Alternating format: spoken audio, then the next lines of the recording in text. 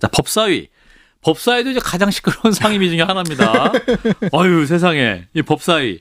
자, 이제 최혁진 무소속 의원이 조요토미 히데요시 합성 사진을 꺼내서 굉장히 큰 논란이 됐는데 어제는 또 이 나경원 의원의 남편이죠. 김재호 춘천지방 법원장을 이제 지금 나오게 한 다음에 나경원 의원 언니 얘기를 꺼냈어요. 그러면서 이제 김충식 씨 관련 뭐 이제 내연녀 뭐 소개해 준 사람이 누구냐 뭐 이런 얘기를 하면서 이제 뭐 세 차례 반복했고 또 김재호 판사는 5번에 걸쳐서 나경원 의원은 언니가 없습니다. 언니가 없습니다. 나경원 의원은 언니가 없습니다. 없습니다. 없습니다. 5번을 얘기했어요. 그래서 저는 야, 그 장면 되게 충격적이었는데 이 장면 어떻게 보셨습니까? 아니 그 같은 사람이 연달에 어떻게 이런 큰 실수도 아니고 이런 걸 할 수 있는지 그게 난 이상하고 네. 그러니까요. 그다음에 민주당 안에서 이런 자정 기능이 없는 것 같아요. 무소속이니까 또 약간 손절 그래도 뭐 다 아는 것 아닙니까? 그래서 민주당 계통이지 민주당이 국회의원 만들어준 건데 네네네. 그리고 물론 윤리위에 뭐 제소하자는 뭐 이런 얘기 하던데 아니 징계를 해야 된다고 생각합니다. 이 정도면은 조요토미 히데요시를 조요토미 히데요시라고 그랬는데 저도 피해자 아닙니까? 저도 조씨인데 왜 조요토미 히데요시 아니 조씨가 두 성이 있는데요. 저 장영 조씨가 있고 장영 조씨가 있죠. 저를 나라 조로 해가지고 하만 조씨거든요. 내가 찾아봤다고 하만 조씨가 100만 명입니다. 그 장영 조씨가 30만 명인데 130만 명의 명예훼손 아닙니까 이거? 왜 조요도시 조요토미? 그런데 그 아주 여기에 대해서는 이준석 대표가 아주 재밌는 글을 쓰더라고. 그 조요토미 히데요시에 딱 맞는 사람이 한국에 한 사람이 있다고 하면서 그 사람은 조요토미 히데요시처럼 천하 통일을 하려고 한 천지인이다. 일본말로 천지인이란 말이 있거든요. 그게 이제 조요토미 히데요시 등을 가리키는데 그래서 행정권 장악하고 그다음에 의회 이제는 사법권을 장악하려고 하는 이 사람이 바로 조요토미 히데요시다. 이요토미 히데요시라는 식으로 글을 쓰더라고. 그리고 어제 있었던 이거는 이게 인륜과 관계된 건 아닙니까? 그죠? 이런 건 안 하잖아요, 보통. 그렇습니다. 설사 그런 일을 했다 하더라도 안 했지만은 그런 그 연좌제거든요. 완전히 연좌제 아닙니까? 사돈의 8종까지 다 엮겠다는 건지는 모르겠지만은 여기에서는 정색을 하고 이 징계를 해야 됩니다. 그러고 제가 요새 그 특히 법사위에서 이루어지고 있는 질문하는 그 국회의원들 특히 여당 국회의원들의 표정이나 말하는 방식이나 이런 거 보면 예의가 없어요. 어떻게 저렇게 무례하게 이야기를 하는지. 더구나 그 서영교 그다음에 추미애 이런 분들은 부승찬 의원은 뭐 법사위 아니죠 아마. 그렇죠. 그 사람들은 반성해야 되는 것 아닙니까? 조희대 그리고 뭡니까 한덕수 회동설을 터뜨려 가지고 그게 아닌 걸로 지금 밝혀졌는데도 거기에 대해서는 한마디 사과도 안 하고 이렇게 하는 거 보니까 이게 이 사람과 동물의 어떤 경계선을 가는 사람들이 많은 것 같아요. 이거 어떻게 우리 정치가 이렇게 한 20, 30년 만에 이렇게 망가져 버렸는지 아마 20년 전에 국감 영상하고 지금하고 비교하면 사람이 다르다 이래 될 겁니다. 20년 동안 사람이 달라졌구나. 품격이 달라졌습니다. 말도 달라지고 표정도 달라지고 절대 저렇게 험악한 표정 안 짓죠. 그리고 언니 이야기가 왜 나옵니까 도대체 이렇게. 사실 알 필요도 없는 내용 아닌가요? 왜 알아야 되느냐. 이걸 왜 알아야 돼요? 언니가 있어도 적절치 않은 질이라서 김충직 씨의 내연녀를 나경원 의원의 언니가 소개해 줬는데 언니가 있었어도 이런 거를 국감장에 갖고 와가지고 질의를 할 건 아니죠. 절대 아니죠. 이 참. 여러 가지로 안타깝다라는 말씀을 진짜 많이들 하시는데 근데 민주당 입장에서도 이분이 이제 무소속 의원이기 때문에 어떻게 하지 말아라라고도 제어가 안 되는 상황일 수 있을 것 같은데. 그렇죠. 근데 그럼에도 불구하고 이분 그 연동형 비례대표제로 들어왔잖아요. 더불어 시민연합으로 시민사회 몫으로 들어왔을 겁니다. 그러니까 지금은 무소속이니까 그냥 강 건너 불구경하고 있는데 결국 최욱진 의원 같은 분이 국회에 들어오게 된 그 반쯤의 책임은 민주당도 있고 있는 거거든요. 그러면 최욱진 의원이 이렇게 조요토미 히데요시라든지 나경원 의원을 향한 부적절한 질의라든지 또 방송 들어오기 전에 보니까 주진우 의원 바로 옆자리인데 이 최혁진 의원이 주진우 의원이 이렇게 이쪽을 향해 있는 공무원들한테 질의를 할 때 반대편으로 이렇게 본인을 보면서 질의를 하고 그러니까 계속 주시하고 있답니다. 부담스럽게. 그래서 주진우 의원이 질의가 끝나고 만약에 이기는 호춘정이 얘기하고 있으면 예, 그렇습니다. 그래서 멘트할 때 이렇게 너무 부담스럽잖아요. 시선도 느껴지고. 그래서 이렇게 왜 그러냐고 물어보니까 경청하고 있는 겁니다. 이렇게 놀리더래요. 그러니까 이런 거는 민주당 의원들도 좀 나서서 이게 좀 자제를 시켜줘야 되는 게 맞는 것 같습니다. 일단 전체적인 인상이 이번에 국민들한테 굉장한 화를 낳고 있다고 봐요. 저는 악업을 낳고 있는 건데. 악업. 완전히 갑질하고 있지 않습니까? 한국 사람들이 갑질을 못 견디는 거 아시잖아요. 그러니까 민주당이 점령군 행세하고 있잖아요. 민주당이 좀 뭐랄까 지금 대통령 지지율보다 당 지지율이 굉장히 낮잖아요. 한 10%포인트 이상 낮게 나오는 흐름이 나오고 있기 때문에 당 차원에서 이 부분에 문제의식을 좀 가져야 되지 않을까 싶기도 한데. 무엇보다 저도 이제 이재명 대통령의 저격수라는 평가를 받지만 이재명 대통령이 불쌍합니다. 이 정도면. 이재명 대통령이 요즘 안 보이잖아요. 뉴스에. 안 보이잖아요. 그리고 뭐 한미 회담 때도 그렇고 100일 기자회견 때도 그렇고 늘 정청래 김병기 대표의 논란이 있었고 조국 대표와 조국 문재인 대통령의 영어 관람이 있었고 정말 그 취임 초기 대통령이 주목받아야 될 그 시점마다 당의 갈등이 보이고 이 당으로 하여금 파생되는 그 의원들의 개인적인 이상한 논란들이 더 많이 보도가 되다 보니까 이러면 안 되는 거거든요. 적어도 뭐 지금 3대 개혁에 대해서 좀 동의하지 않지만 개혁의 동력을 좀 챙겨가야 될 시점인데 당에서 막 이렇게 해버리면 당의 지지율도 내려가지만 언젠가는 국정 지지율까지 같이 손상이 올 수 있기 때문에 그 경각심을 빨리 가져야 된다. 말씀을 드리고 싶어요. 예.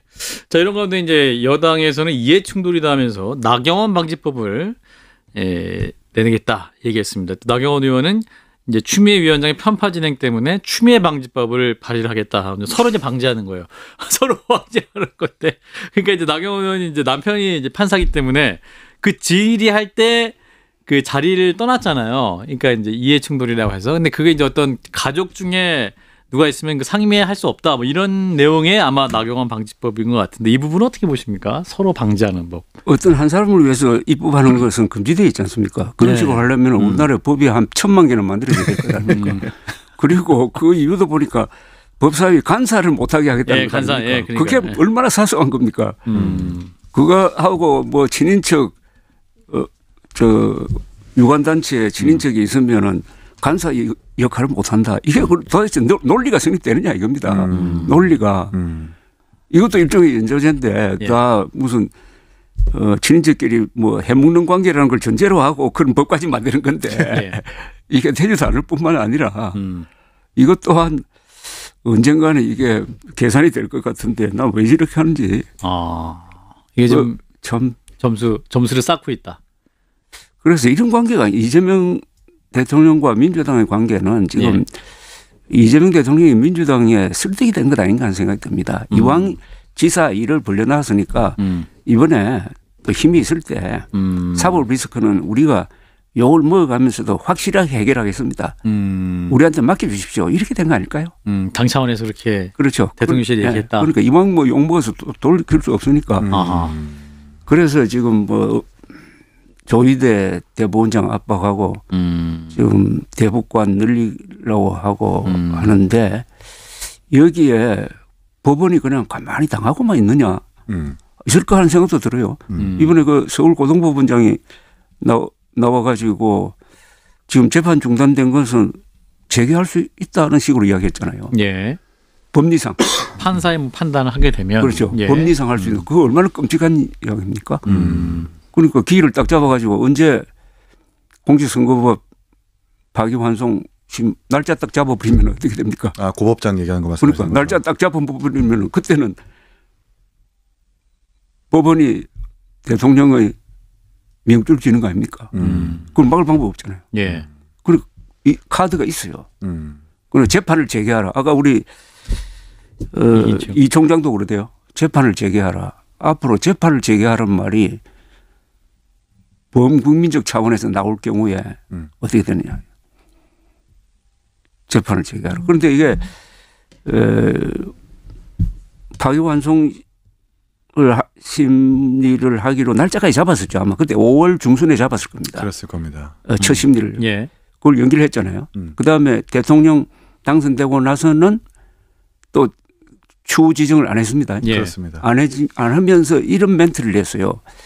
헌법 제84조에 따라서 재판을 연기한다는 식으로 했습니다. 예. 그 굉장히 중요한 대목인데 헌법 84조에 소추하지 않는다는 말 속에 재판이 들어있느냐 안 들어있느냐가 쟁점이었잖아요. 예. 네. 그때 고등법원의 말은 재판도 중지된다는 뜻으로 해석하는 것 같더라고. 그렇습니다. 84조를. 예. 그런데 어제 또 고등법원장 고법장이? 이야기는 또 달랐다고. 예. 포함한다는 견해도 있다. 그렇죠. 그 중대한 그러니까 그러면은 민주당은 그걸 딱 받아가지고 헌법 제84조를 이런 식으로 해석한 법원의 의견을 존중한다 하면서 그걸 기정사실로 만들 수가 있었다고. 예. 그러면 재임기 원중에 재판 안 할 수도 있었잖아요. 또 하고 싶지도 않았지 않습니까? 지금 법원이. 예, 그렇죠. 그런데 이걸 이렇게 쑤셔가지고 결국 재판할 수도 있다는 식으로 나오면은 어떻게 되느냐는 거죠. 자연스럽게 우리가 또 사법개혁 특위 얘기로 넘어가 보도록 하겠습니다. 민주당 이제 사법개혁 특위가 이제 대법관 증원을 골자로 한 이제 사법개혁안을 냈는데 이제 야당 국민의힘에서는 사법 장악 로드맵이다 하면서 강력하게 비판을 하고 있습니다. 영상 보고 이어가겠습니다. 더불어민주당은 사법개혁 6대 의제를 국민 앞에 보고드립니다. 첫째, 대법관 증언은 반대할 이유가 없습니다. 경무에 시달린다면서요. 읽어볼 자료가 많다면서요. 사건 수가 많다면서요. 대법관들이 모자라다면서요. 근데 왜 반대합니까? 대법원이 제 기능을 다할 수 있도록 하기 위해서 사법개혁특별위원회는 대법관의 수를 기존 14명에서 26명으로 증원하는 방안을 마련했습니다. 예. 이제 대법관 숫자를 14명에서 26명으로 늘린다라는 거죠. 이제 야당에서 비판하는 것은 이렇게 제도가 정착이 되면 이제 현직인 이재명 대통령이 22명의 대법관까지 임명할 수 있다라면서 이제 재임 이후에 사법 리스크까지 생각한 거 아니냐 뭐 이렇게까지 얘기를 하고 있는데 아니다 무슨 소리냐 재판 지원 문제와 그만큼 일 많다는 거 아니냐 자료 읽을 수 없다는 거 아니냐 그래서 늘려주려는 거다 이렇게 이제 반박하고 있습니다. 이기인 사무총장. 그러니까 저 논의는 대법관 증원 논의는 꽤 오래전부터 해왔었어요. 네. 예, 대법원에서도 필요하다라는 주장이 있었고 또 이번 국회가 아니어도 지난 국회와 지지난 국회에서도 재판연구관들과 대법관들의 일 포화 문제가 심각했기 때문에 예. 늘상 있었던 일입니다. 예. 근데 이제 문제는 이걸 추진하는 이 정부 여당의 대통령이 지금 재판을 받고 있기 때문에가 지금 문제거든요. 예. 이걸 아무리 이 본인 개인의 재판과 이 사안을 떼려고 해도 많은 국민들께서도 유권자들께서 그걸 이렇게 좀 분리해서 보기는 사실 힘들거든요. 또 구체적으로 또 들어가 보면은 2026년에 이렇게 대법관을 증원해 버리면 예. 22명이라는 법관을 아마 대통령께서 임명을 할 거고 그러면 2032년까지 대법관들의 임기가 이어질 텐데 대통령께서 2030년 임기가 마무리되는 시점 아닙니까? 예. 그럼 결과적으로 정권 뒤에 재판이 재개됐을 때 본인이 임명한 22명의 법관들한테 대법원 심리를 받게 되는 건데 그걸 과연 온전한 사법개혁으로 평가받을 수 있을까라는 생각이 먼저 들고요. 예. 대법원의 심리가 늦으니까 대법관들을 늘려야 되겠다라고 하는 건데 1, 2심도 지금 상당히 적체 현상이 심하거든요. 그리고 전체적으로 저는 이 사법개혁 안에서 모순을 지적하지 아니할 수 없는 게 속도가 느리니까 빨리 하겠다. 그래서 대법관을 늘리겠다라는 것 아니에요?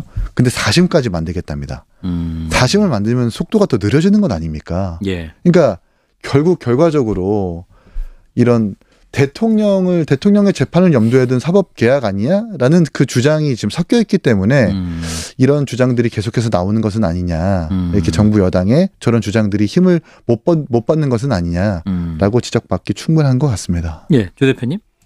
이 수치로만 보면 늘리는 게 맞거든요. 예. 뭐 1년에 대법원이 처리해야 될 사건이 4만 건이나 된다는 것 아닙니까? 예.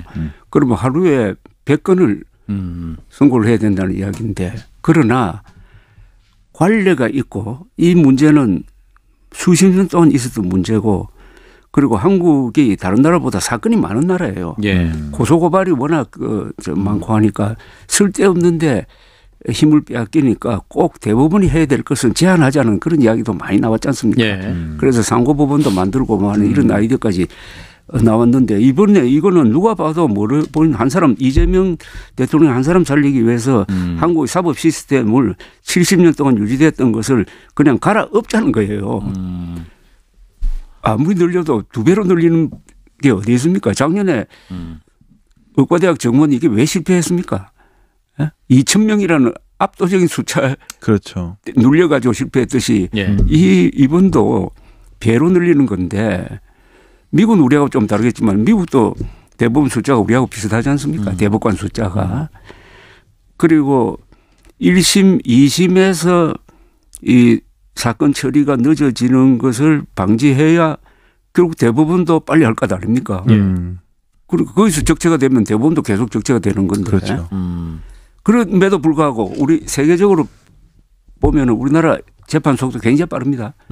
아마 제일 빠를 겁니다. 예. 그래서 민사 부분에서는 이 세계에서 능률적인 법원으로 우리나라가 1등 된 적이 있습니다. 그 평가하는 데가 있어요. 예. 그래서 우리나라 사법제도가 일부 정치재판이나 수사 빼고는 잘 돌아갔습니다. 그동안에. 그리고 역시 머리 좋은 검사 판사들이 이럴 때 다르다고요. 사건 10개 해결할 걸 단시간에 100개 해결할 수 있는 사람들이 머리 좋다는 게 다른 나라에 비해서. 그래서 이런 과격한 거는 이 후유증이 끔찍할 것 같아요. 아, 후유증이 끔찍할 것 끔찍하고 여기 또 검찰청 폐지까지 엉켜 있으면은 이거 벌리놓고는 해결 못 합니다. 이 정권이 여기에 이 수렁에 빠져버려요. 아니, 폐지한 다음을 지금 생각해야 될 거 아닙니까? 예. 그리고 제4심제로 만들겠다는 게 이게 세계 어느 나라에 이런 제도가 있습니까? 4심제 재판소원 요거 이제 두고도 이제 사실은 민주당 당대표 원내대표 사이에 이견이 있는 것 같아요. 김병기 원내대표는 당론으로 발의 안 한다. 또 사법개혁 특위 안으로도 발의하지 않는다. 이렇게 말을 했는데 하루 만에 정청래 당대표는 아니다. 당론 추진이다. 이렇게 언급을 했거든요. 그럼 이것도 굉장히 상징적으로 뭐랄까. 이 또 정청래 대표와 김병기 원내대표 사이에 엇박자가 다시 노출된 것이 아니냐. 또 당내에서는 그냥 언어 차이지 생각의 차이는 아니다. 또 이렇게 수습을 하고 있긴 합니다만 이거는 생각의 차이는 아닌 것 같은데. 아니, 뭘까. 언어의 차이가 아닌 것 같은데. 이게 어떻게 봐야 돼요, 이거를. 예. 뭐 이걸 뭐 갈등으로 저는 표현하고 싶지는 않고요. 예. 확실히 뭔가 의견과 주장이 다르다라는 건 있고, 그러니까 오히려 김병기 대표의 의견은 보통인 것 같아요. 정부 쪽, 네, 일반론적 정부 쪽인 것 같은데 지금 정청래 대표가 너무 빨리빨리 일사천리로 빨리빨리 해결해야 돼. 예. 지금 취임 초기니까 지금 해결하지 않으면 나중에 지지율이 더 떨어졌을 때 개혁의 동력을 잃을 수 있으니까 빨리빨리 하자라는 뭐라 그럴까요? 다소 좀 정치적인 의미가 더 많이 가미가 되는 바람에 이렇게 뭔가 온도 차이가 좀 크게 나오는 것 같은데요. 예. 여기까지는 괜찮아요. 근데 더 가면 이게 나중에는 뭐 어떤 계파의 갈등으로까지 이어질 수 있다고 좀 보기 때문에 예. 조기에 빨리 마무리를, 그러니까 조속히 좀 갈등을 봉합해야 되는 게 맞는 것 같고 정부가 아마 뭐 개입할 수는 없겠지만 정청래 대표가 조금 더 넉넉한 리더십을 보여줘야 되는 게 위치장으로서는 맞는 것 같다. 이인 최고가 사무총장께서 굉장히 여당을 걱정하는 방송을 하고 계셔서 저희가 굉장히 생경한데 일단은 망해본 적도 많고요. 그런데 정말 잘 데려간 얘기예요. 그런데 이 사법 이런 문제는 최근에 나온 문제 아닙니까? 그죠? 지난 그렇죠. 3월 초에 지귀현 판사가 이상한 법리를 적용해가지고 나를 취소하고 예. 여기에 적시 항고를 안 하고 예. 그러니까 심우정, 지귀현 두 사람이 실수한 거죠, 사실은. 예. 실수했을 때 그때 느꼈던 충격이 우리가 느낀 충격보다는 이재명, 정청래, 민주당이 굉장히 컸던 것 같아요. 또 강성 지지자들 입장에서 그리고 3월 7일이니까 또 대선 장군처럼 나오고 해가 그때 또 탄핵 반대 집회가 피크로 달리고 있었고 헌법재판소는 계속 판단 안 나오고 결정기일을 미루고 했을 때 이게 나온 거예요. 그때 아마 공한 정도가 아니라 가만두지 않는다는 한데다가 그다음에 5월 1일 선고. 그렇죠. 선고 전에 확인하면서 저도 이 자리에서 이야기한 것 같은데 이게 상고개각 될 거라고 맞아요. 예상했거든요. 빨리 이제 그래서 이제 정리를 해주려고 하는 것 같다. 그런데 딱 시작하는 데부터 농고문을 읽는데 이건 저는 자판할 줄 알았어요. 파기 자판. 네, 느낌이. 그러다가 마지막에 가서 파기 완성했을 때 그때 이재명 정청래 민주당이 느꼈던 어떤 아슬아슬한 감정이 이게 결합이 돼가지고 일종의 보복 거기에 대한 반사로 그리고 과격한 이게 나오고 있다고 봅니다. 그런 점에서 출구를 잡아야 되잖아요. 그런 점에서 우리 저 대법원장이나 법원행정처장 소관인지는 모르겠지만은 지규현 판사의 그 잘못된 구속 취소입니다. 그죠? 그렇죠. 그건 뭐 거기에 대해서 확실한 입장을 밝혀야죠. 그때 밝혔어야 되고 이거 잘못됐다고. 그리고 그때 비슷한 이야기는 했어요. 국회 나와가지고 이건 즉시 항고감이라고 이야기했어요. 이제 법원행정처장도 당연히 이거 상고심을 염두에 두고 그렇죠. 판사가 쓴 것 같다라고 얘기를 했었어요. 그래서 그런데도 신무정 총장이 그냥 안 했죠. 밀어붙였더라고요. 예. 그런 부분도 이해할 필요 있다고 생각하지만 지금 하는 건 너무 과격하다고 생각합니다. 예, 출근 찾아야 될 것 같은데 아무튼 이제 어려운 상황이 계속되고 있는 건 사실인 것 같다. 예, 어느 선에서 멈출 수 있을 것이냐. 망해본 사람은 망하는 과정을 보고 불안을 느낍니다. 불안하세요? 네, 보고만 있어도 불안합니까? 지금 정부 여당이 부동산 대책부터 그 구성원 간의 그 갈등이 지금 심상치 않아 보여요. 그러면 이게 흥망성쇠가 있을 거 아니에요. 기승전결. 어느 정도이지? 기승전결. 아니 뭐 거기까지는 뭐 알겠습니다. 승 조금 덜 갔는데. 아직 승은 아니야. 아직. 어찌됐든 그러니까. 저는 다른 당이지만 결국 정부 여당이 잘 돼야 우리가 잘 되고 국민들이 잘 되는 거니까 좀 더 넉넉하게. 당 사무총장이니까 역시 또 나라를 먼저 생각하시는군요. 최고위원 때는 좀 다르죠? 당 사명이 달라 역시. 잘 됐으면 좋겠습니다. 잘 됐으면 좋겠어요. 자, 이렇게 공적인 방송을 하고 있어요. 아무튼 오늘 말씀 여기까지 듣도록 하겠습니다. 조 대표님, 이기인 사무총장 두 분 고맙습니다. 감사합니다.